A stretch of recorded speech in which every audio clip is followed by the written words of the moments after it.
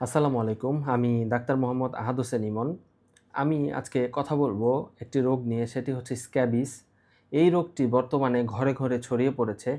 সারা দেহে চুলকানি, বিশেষ করে রাতের বেলা চুলকানিটি বেশি হয়।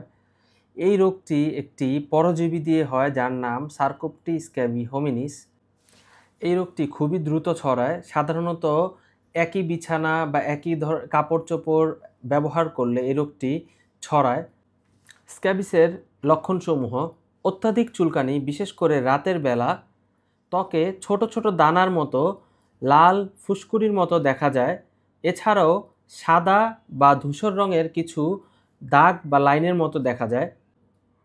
সবচেয়ে বেশি আক্রান্ত জায়গা আঙ্গুলের ভাঁজ, কবজি, কনুই, বগল, এছাড়া পেটের নাভির চারপাশে, মেয়েদের ক্ষেত্রে বুকে, পিঠে, এছাড়া সারা শরীরেই এটি বেশি দেখা দেয়। এর থেকে প্রতিকারের জন্য আমরা একটি লোশন বা ক্রিম দিয়ে থাকি, যেটা পারমিথ্রিন নামে বাজারে পাওয়া যায়। তো এই লোশনটি গলা থেকে পা পর্যন্ত ঘুমানোর আগে মাখিয়ে নিতে হবে এবং ঘুম থেকে উঠে গোসল করে নিতে হয়। এবং যদি এরপরও চুলকানি না যায়, ১ সপ্তাহ পর আবারও একই নিয়মে এটি ব্যবহার করতে হয়।